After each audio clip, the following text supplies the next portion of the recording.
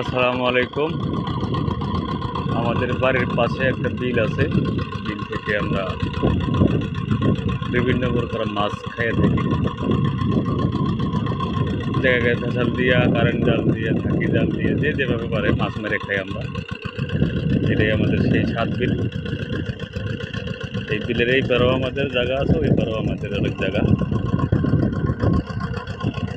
এগুলা হচ্ছে আমাদের ধান।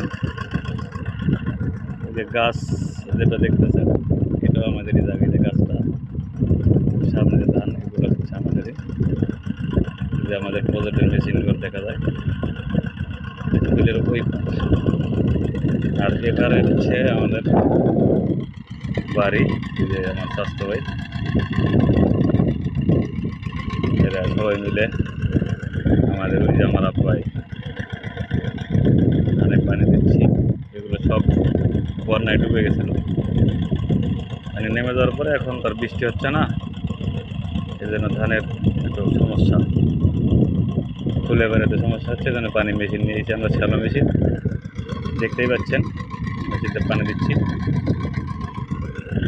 গ্রামের মজাই আলাদা, জল ছড়িয়ে পড়ছে,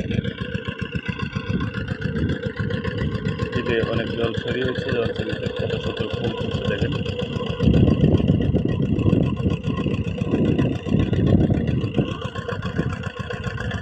যেগুলো গাছ, এগুলো কচুরি পানা যদি ড্রাগনের গাছে দেওয়া যেত, সেই সুন্দর হতো। এগুলো দিয়ে জৈব সার বানানোর জন্য এগুলো উঠে রাখছে, পরবর্তী সাথে চাষ করার জন্য সুবিধা হয়। দোয়া করবেন, পাশে থাকবেন, বেশি করে সাপোর্ট করবেন, দোয়া চাই। আসসালামু আলাইকুম।